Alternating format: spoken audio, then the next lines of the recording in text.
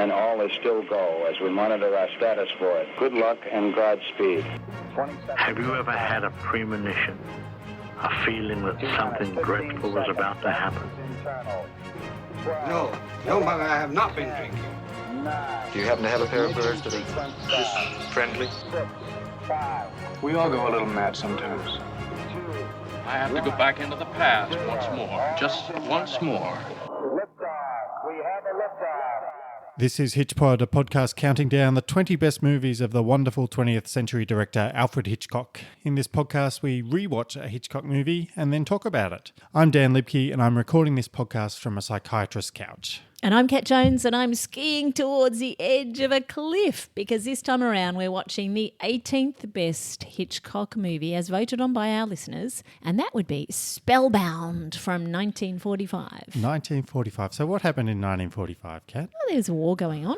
There is a war going on. Well, it's... Not in this movie. Not in this movie, no. but it's going on in the real world, but only just going on in the real world, right? Yeah, well, there's enough of a glimmer of hope that people are making movies again, right? Yes. Anyway, what else? Not just making movies, they're also making slinkies. So right. The first commercial slinky went on sale, which if you don't know what a slinky is, it's kind of this wire spring basically that can just go up and down stairs by itself. Can it go upstairs too? Don't think you can go upstairs, maybe just downstairs. But yeah, they're very easily amused in the 1940s were young children. Well, we were still buying them in the 90s. I think they're still on sale now. Yeah.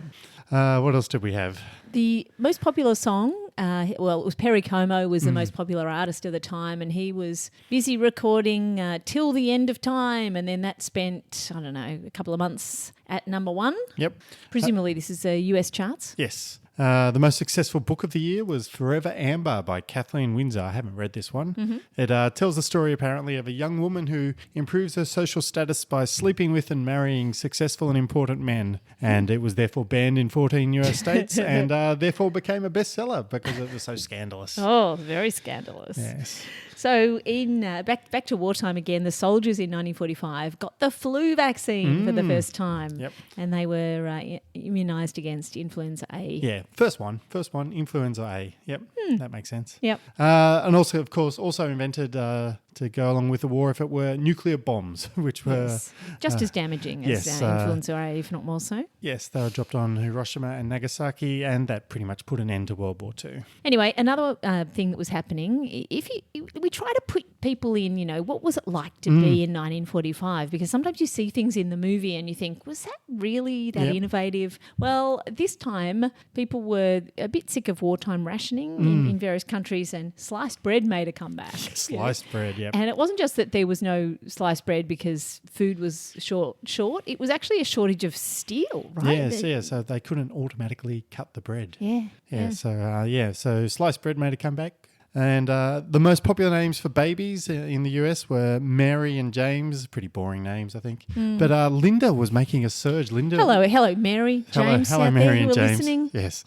Lovely names. Lovely names. Linda, however, and hello to Linda as well. Linda's making a surge. So Linda was now ranked number 2 and was only 2 years away from knocking Mary off the top spot. Mary was like top spot for like 30 years. Linda pops up and takes over in like 1947 for 3 or 4 years and then disappears again, and Mary reclaims the top spot. I'm surprised. I would have thought Linda was more a 1960s popular name, but no, it's okay. And of course, 1945 saw the release of Spellbound, which is what Kat is about to recap for you all now. Indeed. And we are in a mental hospital at the start of this movie. We meet the star of our movie, and that is Dr. Constance Peterson, Ingrid Bergman. Yep. Now, she's a psychoanalyst and she's constantly hit upon by her male colleagues. So that's kind of the first few scenes is her resigned kind of eye-rolling responses to them. She kind of swats them away with verbal repartee and lots of skill, in fact. You can tell she's been doing this for some time.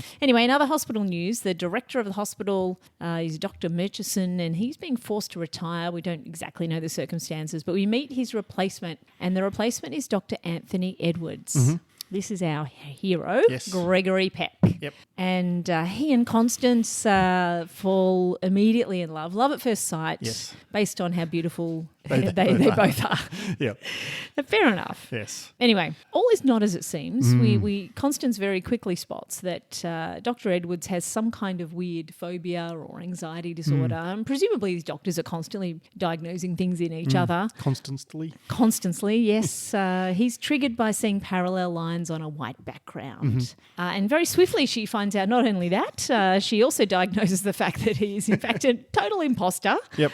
She is not only good at comparing the minds of her colleagues and patients, she compares the signatures and very quickly works out the real Edwards had different handwriting to this dude. And she confronts him, and then he pretty much admits it straight away, which is wonderful. There's no mucking around here. Has a perfectly reasonable explanation that he's suffering from amnesia. And then, a little few additions there. He's pretty sure he killed the real Edwards because Edwards is gone and he's got some kind of memory of Edwards dying. Anyway, he's taking his place. This is a little bit of a stretch, but anyway, this is what psychiatrists do, presumably. Yeah, The rationale is that he's got some kind of guilt complex, so he allegedly killed him, wiped his own memory, and then thought, oh well, I better take his place. Yeah, which is not what a perhaps more rational killer might do. Maybe. Anyway, he's rational enough to know that he needs to get out of there when his cover's blown. So Constance, though, believes that because she's in love with him, believes that he's innocent of murder, and the audience, of course, doesn't believe it, which is really a fabulous little a device there. And she follows him to New York. He's using the pseudonym John Brown because he remembers his initials are JB, and he's got no imagination. Yep.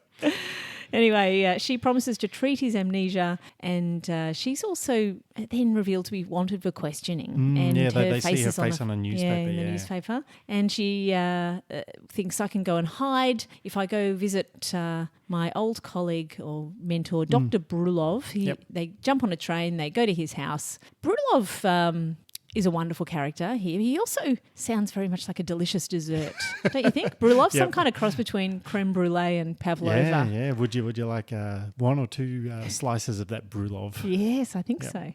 Anyway, there's a potentially dangerous nighttime confrontation between Brulov and sort of almost a sleepwalking or at least a dazed JB. That's resolved by the clever use of drugged milk. As all good confrontations are. Yeah, that's something in the psychiatrist's arsenal. Yep. Anyway, everyone gets together to analyse JB's dream. Did the dream happen while he was under the influence of the drugs? I think so, yeah. Because he woke up the next morning, yes. And it is quite literally a Dali-esque nightmare. Yes. Yeah. Anyway, they don't make too much progress on the dream. They make a little bit of progress. Yeah. And then there's some falling snow outside, and that Constance, who's pretty much the brightest thing in this entire movie, although Brulov is pretty good too. Yep. Constance is clued in now what the parallel lines, they may be ski tracks in the snow. And in particular, following a few more clues in the dream, a ski lodge at Gabriel Valley. And Gabriel, because in the dream there's a winged angel of some kind, that angel Gabriel. So Constance and JB go there for some reason to sort of method psychiatry wise recreate the scene to hope that this will get JB's memory back. It's not a bad theory, I guess, and lead to maybe the real, how did Edwards really die? Did you kill him, JB, or not? So she's putting a lot of faith in the fact that he's innocent, right? Because if he was the killer and the memory comes back, he's probably just going to kill her right now. Yeah. He's in his favourite killing spot. Yeah, exactly. Anyway, the recreation of this scene is achieved via very bad rear projection of skiing. They were right next to each other. I mean, you'd skiing in formation. They would have been an Olympic formation skiing duo if they were that close together skiing. I suspect that skiing rear projection scene was the sole reason why the movie didn't get any more Academy Awards. Probably not, no. And in my opinion, that's good enough reason. It was a terrible scene. And also at that same point, we get the most gruesome and terrible childhood flashback scene about the time JB accidentally pushed his brother down a set of stairs and impaled him on a skewer sure. It was just very awful. random and horrific. Yeah, it was very horrific. A bit unnecessary. Anyway, all is resolved now. Edward's death was obviously an accident because JB's got his memory back, and his name is now John Ballantyne. He wasn't responsible in any way. He just got skied off the edge of a cliff, right? Yeah, there was a massive cliff there. They almost skied off it in formation on there, so it Very did actually romantic. help. Yeah, very Thelma and Louise. That's right. Nothing like a little bit of adrenaline pumping to get the love flowing, right? Yeah. Anyway, the police show up and they suddenly show up with this information that they found Edwards with a bullet in his back. This is a fabulous twist, actually. Yeah, it's a fantastic twist. Yeah, really great. And then in a very, very rapid 30-second montage, JB's arrested, tried, convicted of murder, and then Constance is back at the mental hospital, and she's still protesting his innocence. Mostly she's fairly logical, but she's gone back to the Green Manors. Yeah, it's something like that. Yeah, something like that. Where she's there with Brulov briefly too, isn't she? Yeah, he drops her off there, I think. Yeah, and then there's some kind of verbal slip from Dr. Murchison, who's back there, and she realizes that he is the real killer. Yes. She explains. Then she goes into his room and explains how all the details of the dream line up to finger point at him. And threatens to turn him in. In return, he kind of agrees and threatens to shoot her, but she talks him out of it. Yes. And then he knows the everything's up, and he shoots himself in that final scene. Well, not quite the final scene. JB is then released from prison, and he and Constance head off on their honeymoon. Yes, that's the end of the movie. That's a fairly rapid recap. If you want a more detailed recap and discussion of the movie from our very first season 1 rewatch, it's quite long, and we do go into a lot of detail, and that's number 10. It's in the main feed at the moment, so it's not behind any kind of paywall, so feel free to go and listen to that as well. Do you have lodgers in your loft, stomping around, seducing your daughters and murdering the neighbours? Then you need Lodger Be Gone, an ultrasonic pest repellent solution to your unwanted lodger problems. Lodger Be Gone. Sound waves not included. Okay, now we're back and it's time for 3 jokes and a limerick about the movie. So Kat is going to tell me whether any of them are any good. All right, so here's the first joke. Selznick walks up to Hitchcock and says, "So, what's your next movie, Hitch?" And Hitchcock replies, "Spellbound." And Selznick takes a puff on his pipe and says, "Bound, but what's your next movie?" No, you get a thumbs up for that one. That's great. That is great. Next joke. That's also the funniest DOS has ever been. Yeah. And also probably the most polite conversation that those two ever had. No doubt. Yeah. Oh, it's comedy. It doesn't have to be based in reality. No. I do think the worst thing about having a mental aversion to parallel lines would be that you couldn't even write down the phrase parallel lines without triggering it. Yep, you get a thumbs up for that one too. All right. The problem here is that Dan is a very good comedian, so these are likely to be all thumbs up unless you deliberately... I really struggled with the last Did you put the cream at the top there? Oh, yeah. I started strong and... all right. Apparently Ingrid Bergman was surprised at the intensity of the kissing scenes at the railway station because Hitchcock had told her that she was just going to get a little peck. Yeah, well, it almost works. Almost. No, anyway, thumbs down.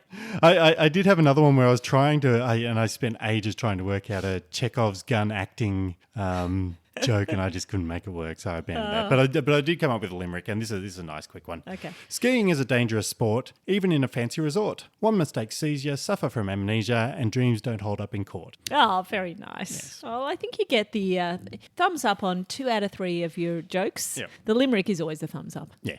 Everyone loves a limerick. Limerick, yeah.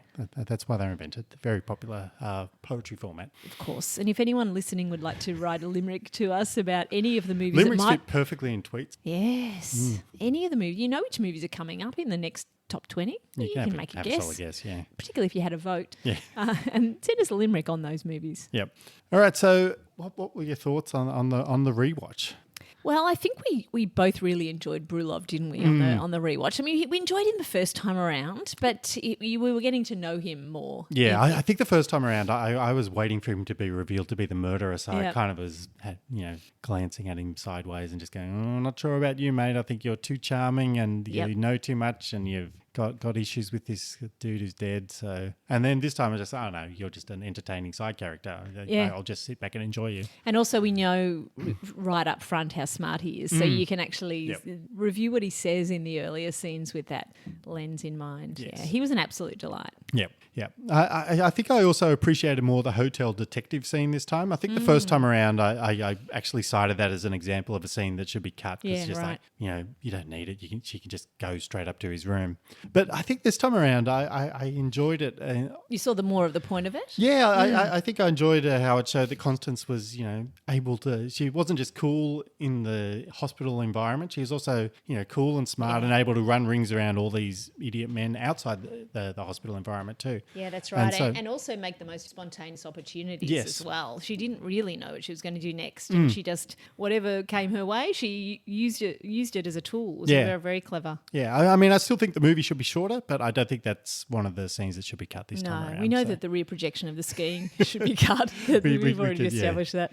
I thought it was fortunate that Ballantyne was cured of his parallel line phobia before he went to jail. Yes, because that would have been a bit of a problem with the bars on the cell there. Yes, I did enjoy the fact that they did this kind of yada yada over the court sequence and the conviction. Yeah, they don't muck didn't need about to with know that. about that. But Hitchcock loved those scenes too, so he would have quite liked to probably do some kind of court scene, but it wouldn't have had any point in the movie. And then we realised that that's very similar to Frenzy. We just watched Frenzy, and it's the same. They did the same thing with a court sequence, and so sometimes there's a court sequence. In fact, sometimes the movie is all about the court sequence, like Gregory Peck's other, Gregory Peck's other Hitchcock. Yep, and we've also got The Wrong Man and other Hitchcock ones as well. Yeah, yeah, and just on the rewatch, I mean, Peck really wasn't a very convincing romantic lead. He was okay, but I just think it's a thankless role. I'm not. Yeah. I can't. I don't even think Cary Grant could make this one. It may not have been written very well. Constance was written well. Constance is a great character, written perfectly, but this guy just doesn't do anything. All he does is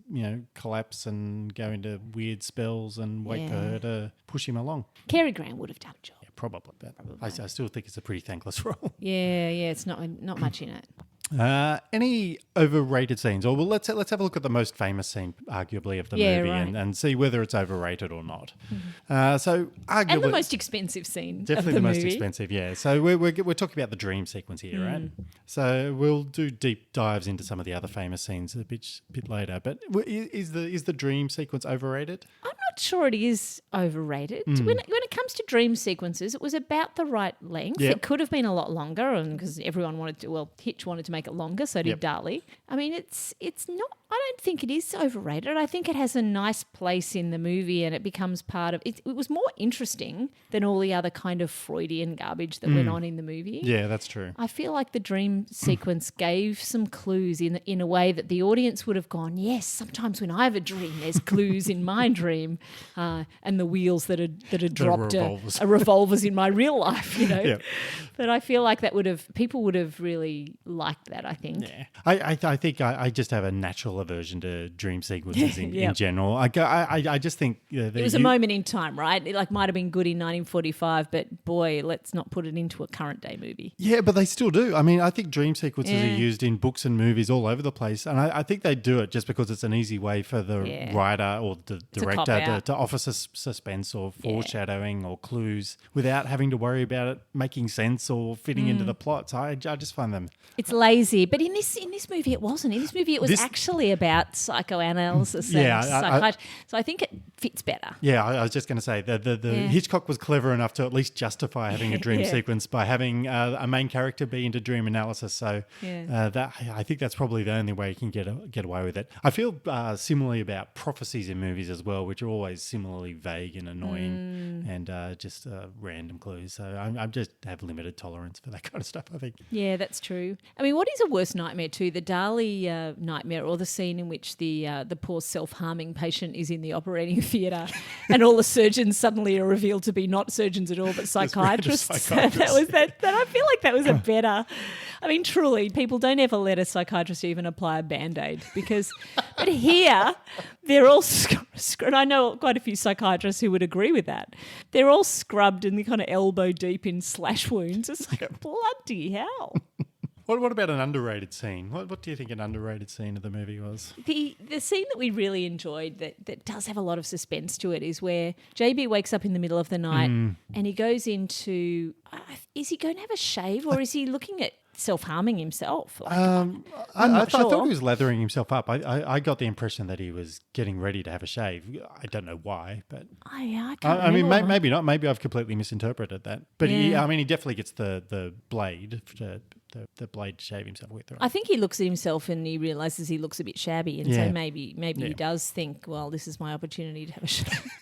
I think I'm always waking up in the middle of the night and having a shave. He doesn't know what time it is. But anyway, he wanders downstairs, but he's still got the razor blade in his hand, and we don't know if that's an accident or if it's intentional. Like in the bathroom, he does see, all the parallel lines. Bathrooms Yeah. are full of parallel lines. So he's having one of his episodes. But That's right.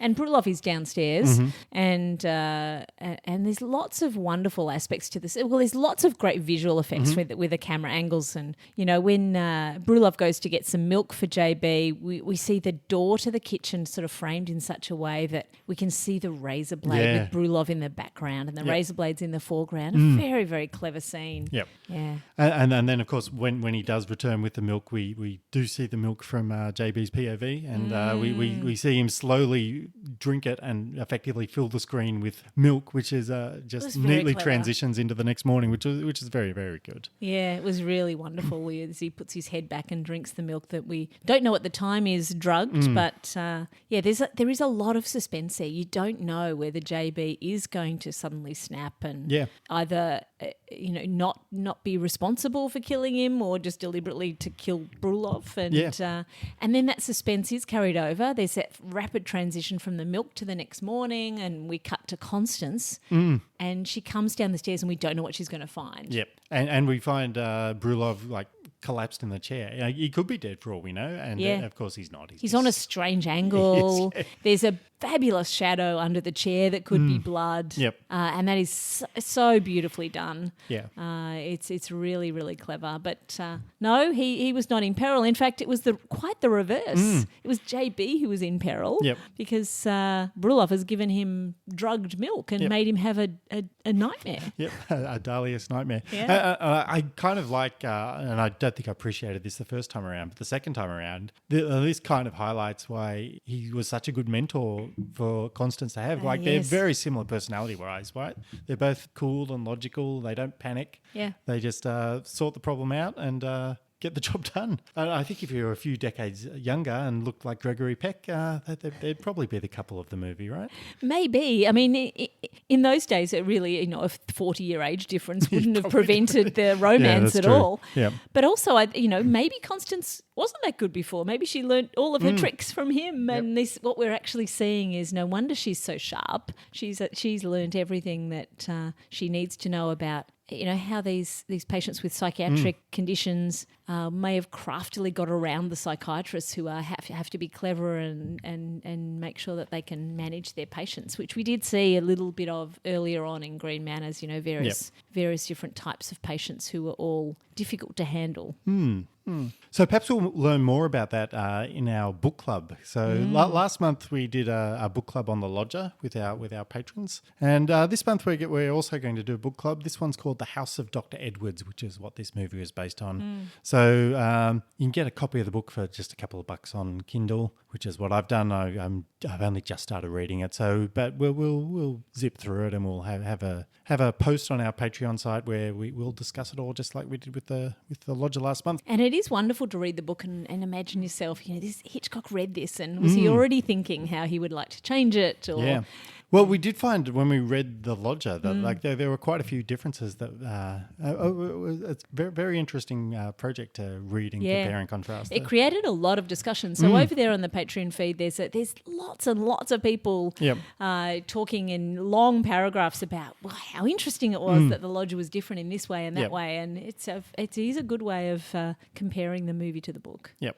One of the other things we do with our patrons is we have Zoom calls. So we we've in the past we've had live rewatches with our patrons. With that gets a little bit hard to actually watch the movie with people talking. So this time we scheduled some conversations afterwards. So we did some kind of post rewatch Zoom calls, and that was really fun. So yeah, you might see some of that slipping into the podcast feed every now and again. Yeah. So if you'd like to join in either the book club or the Zoom calls, it's just $2 a month. So patreon.com/HitchPod.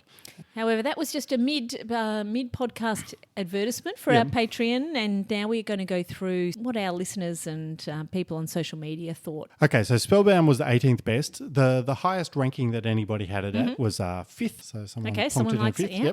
Yep. The lowest ranking was 32nd. So which is actually not that bad. I think we've had lower rankings for some of the others. Yeah. The percentage of voters who had it in the top 20 was 28%, and the percentage who had it in the top 10, just 4% had it in the top 10. Right. So, and the difference between the patrons and the non-patrons, because the patrons got 5 times as many votes, the patrons pulled it back to 18th. Without the patrons, it would have been 17th. So they pulled it back one notch. Interesting. And then we ran some Twitter polls to gauge opinions on the movie, and I'll just run through the results with you here. So who do you think the favourite male character was? So I think I had JB, Brulov, and Murchison were, or other. Well, I think we can put a line through Murchison.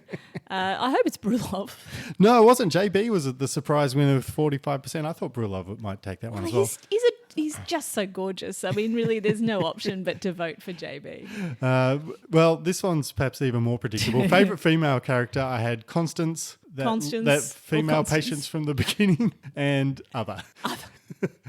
So Constance won that one, 88%. Only 88%. I think that's a slap in the face for Constance. Poor Constance.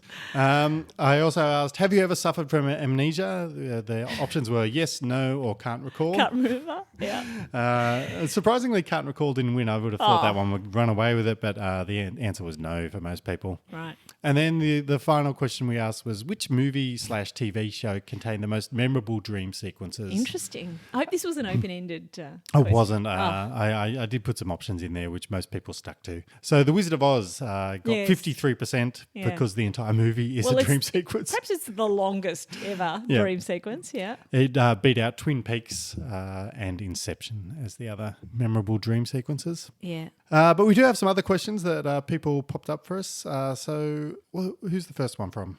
Okay, so we have the first one from Thomas. We had a lovely chat with Thomas during one of our patron Zoom calls, and he has some questions about Gregory Peck, and these are fabulous questions.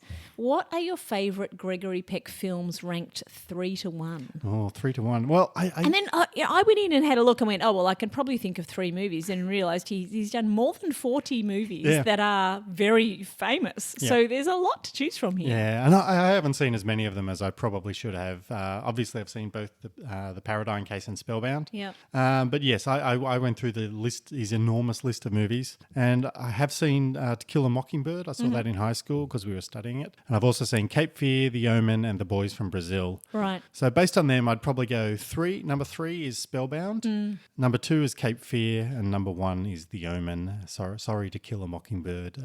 Just To Kill a Mockingbird. All my enthusiasm for To Kill a Mockingbird was kind of sucked out by studying it in year 10. Yeah, right. I don't think I've seen To Kill a Mockingbird on movie. I hate to admit I've only read the book. And I've seen different movies to you. Yep. I mean, The Boys from Brazil is an excellent movie, It is, but I cannot remember Gregory Peck. I have no real memory of The Boys from Brazil. I remember enjoying it, but I don't remember enough of the details to rank it. And also The Boys from Brazil, a bunch of people with slightly dubious accents. I mean, I did enjoy the movie, but I don't want Gregory Peck with a German accent.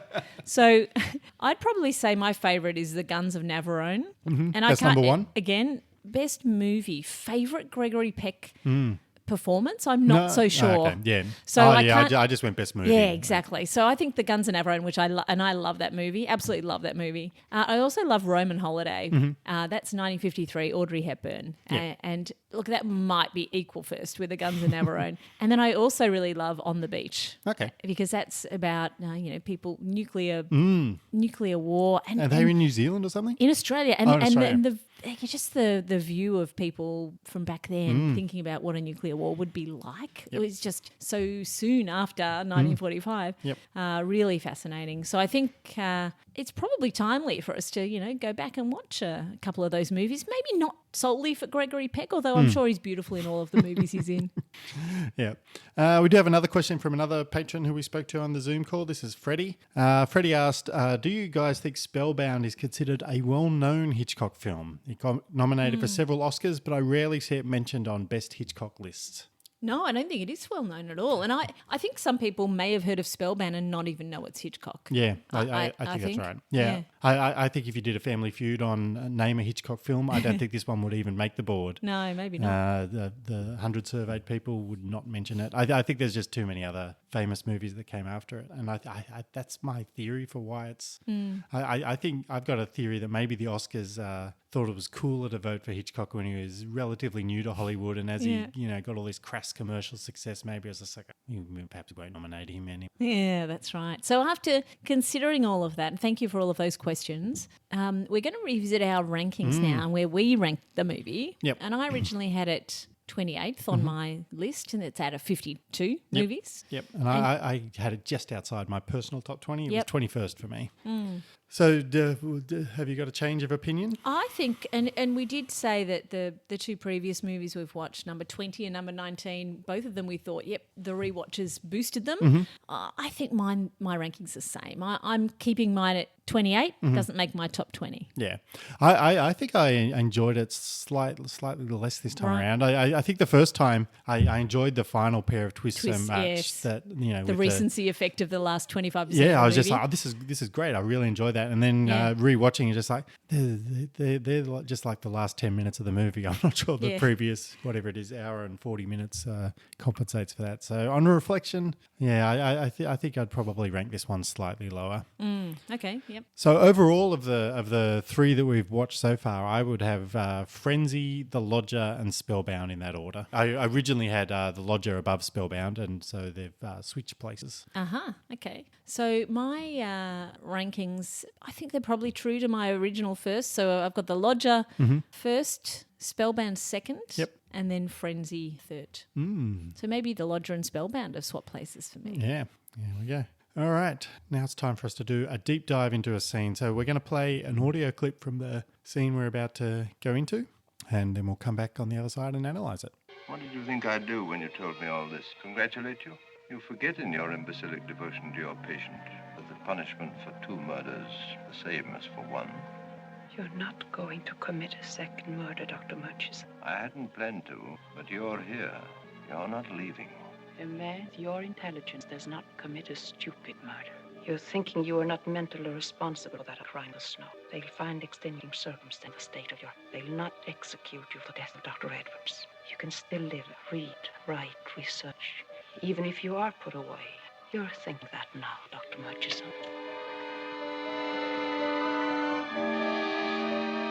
If you shoot now, it is cold, deliberate murder. You'll be tried as a sane murderer. Convicted as a sane man and killed in the electric chair for your crime. I'm going to telephone the police now, Dr. Murchison.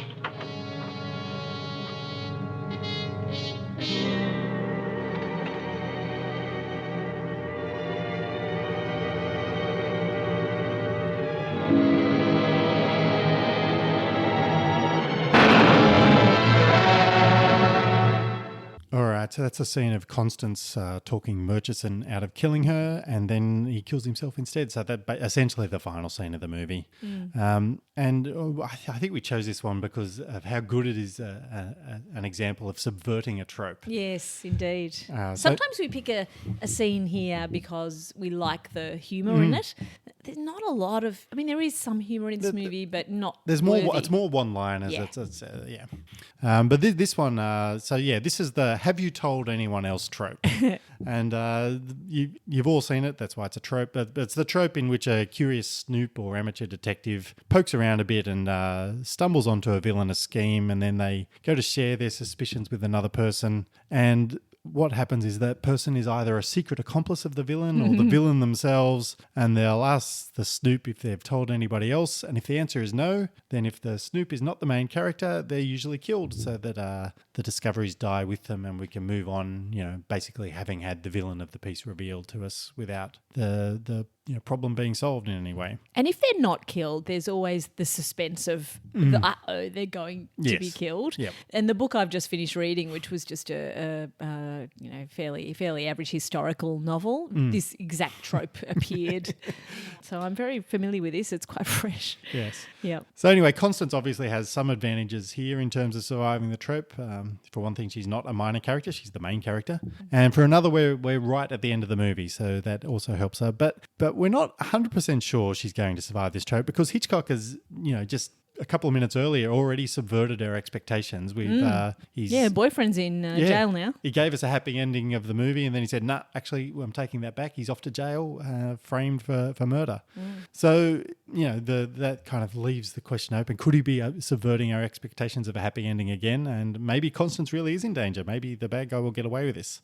But he doesn't because despite not having told anybody else and despite having a gun held on her by Murchison, she does talk away out of being killed. And she psychoanalyzes her way out of being killed almost. And what's great about this is not just it's a cool scene, but it's also perfectly in character with everything we've learned about Constance to this point, right? Yeah, absolutely. So she's really logical. She's trying to tell him exactly all of the reasons why he can't do what he's threatening to do.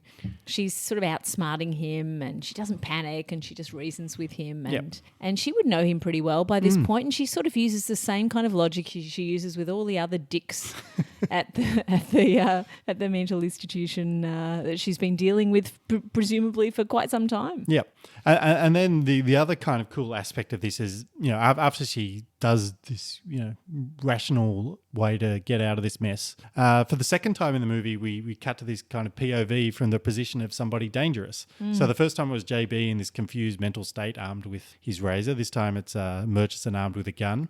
And JB, drank the milk and he unknowingly inflicted unconsciousness upon himself after being outwitted by Dr. Brulov. But the second time around, we have Murchison, basically turns the gun on himself. So it's even more dramatic, even more comprehensive outwittingness from Constance. So it's kind of clever the way those two single POV shots kind of map to one another. Yeah, that's right. It is not quite bookending, but it certainly shows a difference between the different characters. Yeah. And I also love the fact that Constance is kind of blackmailing him here too. So she's maybe there's some shades of good and bad here, but you need me. I'm the psychiatrist. You need me to say that you're insane. Therefore, you won't kill me because you need me.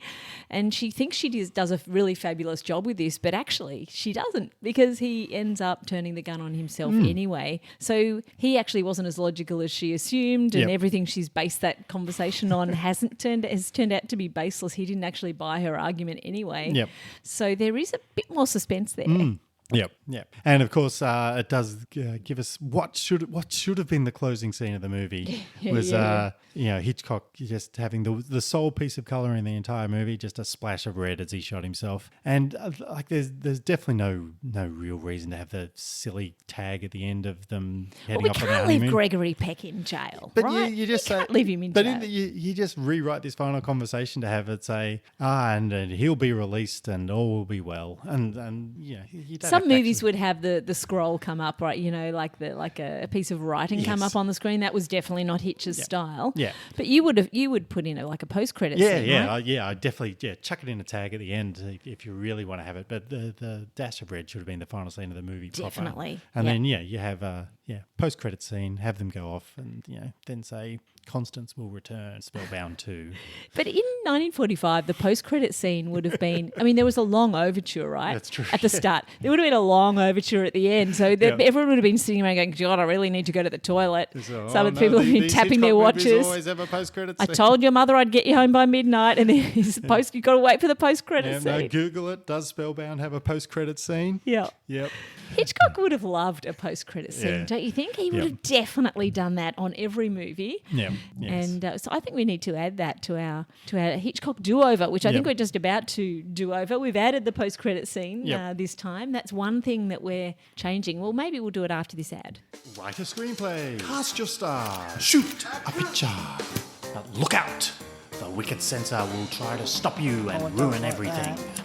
Play the secret Hitchcock card game in one continuous take at your next dinner party. Secret Hitchcock. Don't forget the cameo. So, as mentioned, this is the Hitchcock do-over, and this is where we ask ourselves what Hitchcock might change in this movie if he wanted to remake it. So similar to how he did with the 39 Steps and North by Northwest and the Men Who Knew Too Much. But before we get to the Hitchcock do-over, we've got a happy birthday, haven't we? We've got we a do. tribute. We do have a happy birthday. We've got Young and Innocent, which turns 85 this month. Incredible. And then, of course, the other Gregory Peck Hitchcock film, The Paradigm Case, which turns 75 next month. Oh, wow. And the question is, will we see either of those two movies in the top 20 countdown? Well, they've now appeared in the top 20 That's countdown. true. Yep. That may be their only appearance, It may be. I'm predicting. Yes. But yes, Hitchcock, with an extra 80-odd years to think about it, how would he redo Spellbound, do you think? Well, I think that Constance, we've kind of established how great a character Constance is. And there is a lot of fun stuff to mine from the protagonist who's this kind of smart, cool psychiatrist, but is underestimated because she also happens to be a woman. And I think you could do more of that.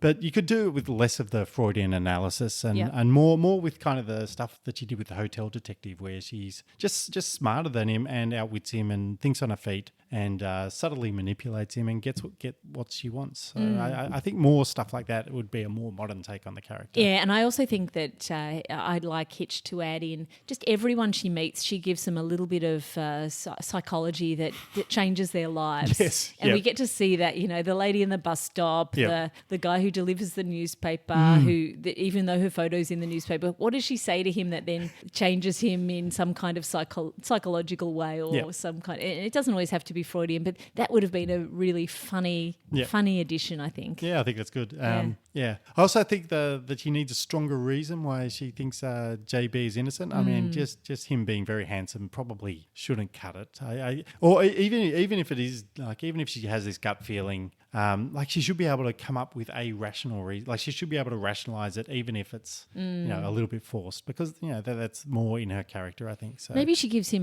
one of those "Are you a murderer?" kind of psychology tests where you answer a whole lot of multi-choice questions, and if you score over 75, you are a murderer. And sorry, JB scored under 15. He's definitely not a murderer. Definitely not. Yes. Yeah.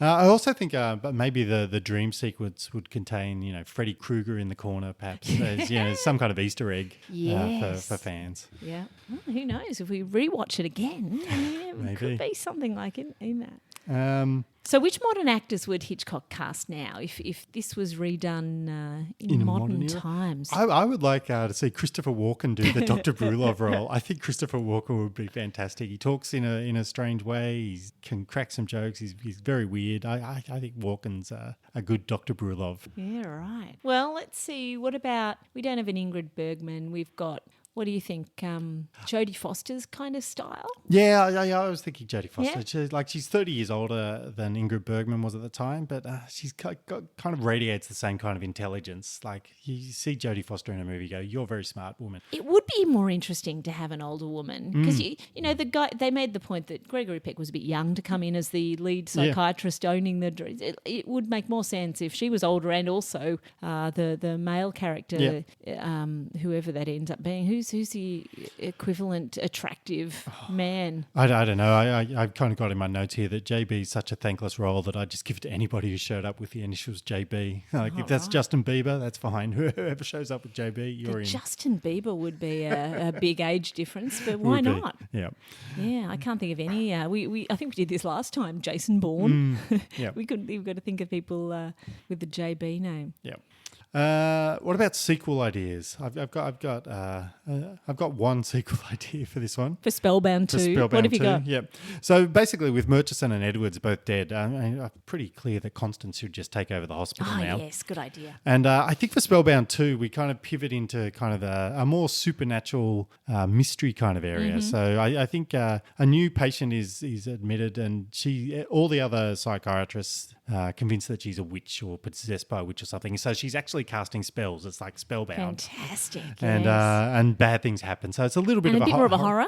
A little bit of horror, but not too much. Just some seemingly supernatural elements. But Constance kind of sticks to her rational guns, and she works out what's really going on. I don't know what's really going on. Spoiler: one of those idiot psychiatrists wants to own the psychiatric hospital, and is trying to scare Constance away. And it's actually a fake horror. Yeah, and so she sorts it all out, solves the mystery, puts a stop to it. I think that's a nice, good. Go to the cinema, watch that, enjoy yourself. Maybe she falls in love with another patient. Yeah, probably. Yeah, JB's gone by now for sure. And the prequel. I did have a prequel idea. I like the idea of young Brulov. Oh yeah. I think young Brulov could, like Freud, could have been young Brulov's mentor, the same as he was Constance's mentor. And I think the prequel movie could be all about young Brulov doing chores for Freud and buying cigars for him or something. Or the other alternative I thought was it could be young Brulov facing off against his arch nemesis, Jung Brulov. Oh, God, that's terrible. No, that's really bad. You can't have that. Yeah. But how interesting, if maybe some of the things that Brulov suggested when he was young and innocent could have influenced Freud's nutcase ideas.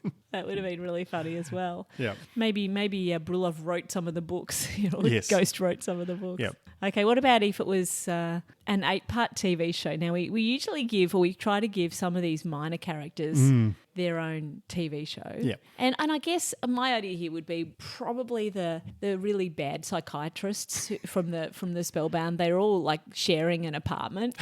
And so it'd be a bit like, The Odd Couple or whatever, that there would be one that was really neat and the other one would be really wacky, and they would all have their own psychiatric issues that it was then hilarious to sitcom these. So they're all diagnosing one another and treating one another. Yeah. Treating one another and diagnosing one another and living together. Yeah, and doing things with toilets and all of that kind of thing. One of them cleans the toilets, the other one doesn't like using the toilet. Yep. All sorts of ideas there. They get scrubbed up to go operate, and they're like, we trained to do this? Doesn't matter. Trained? No. Yeah. My idea was the hotel detective could have his own show. So I like the idea of him being just monstrously overconfident in his abilities, thinking he knows exactly what's going on, and just bumbling his way to erroneous conclusions all the time. What is the job of a hotel detective? I don't know. I think if someone gets goods stolen from their hotel room, like I think they just sort out. If their wedding ring falls down the drain, he goes and gets it. Yeah. So I think if that was the case, the pushy dude from Pittsburgh could play a secondary role. The one who sits almost sat on Constance's knee. Yep. And he could just be rejected by a special guest star women every episode. So kind of like Murphy Brown has a different secretary every episode. This is just like some random woman comes in, he tries to hit on her, he's rejected again. And then every single time this woman has it over the hotel detective to get something done. Yeah. Yep. Yeah, I'm not sure I'd watch that one. No.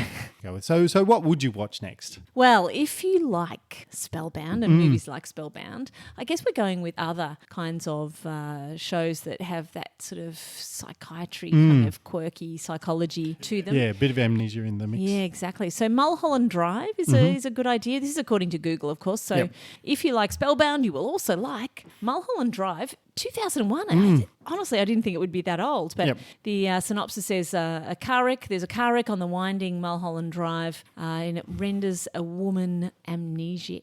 And she and a perky Hollywood hopeful search for clues and answers across Los Angeles in a twisting adventure beyond dreams and reality. Tells you nothing about the movie, actually. No. But there's a woman who has amnesia, and she has a co-star, and off they go. Yep. Another one's kind of similar themed, Before I Go to Sleep from 2014. This is Colin Firth and Nicole Kidman. A woman wakes up every day remembering nothing as a result of a traumatic accident in her past. One day, new terrifying truths emerge that force her to question everyone around her. That is a really good movie. Oh, you've seen that one, have you? Yeah, Oh. and it's got some twists. I remember that movie now. Okay. And then we got one more, right? Unknown from 2011. This is an American biologist, Liam Neeson, attending a conference in Berlin, and he wakes up after a car accident and he's been in a coma to discover someone's taken his identity and no one, not even his wife, believes him. This seems very implausible. It does. Well, there you go. Liam Neeson could easily play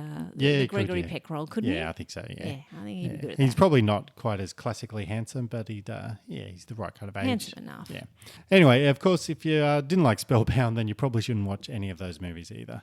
But what was the best movie of 1945 according to the Oscars? That was a movie called The Lost Weekend, which is a wonderful film noir directed by Billy Wilder. It stars Jane Wyman and Ray Milland, and they were both absolute superstars of the era.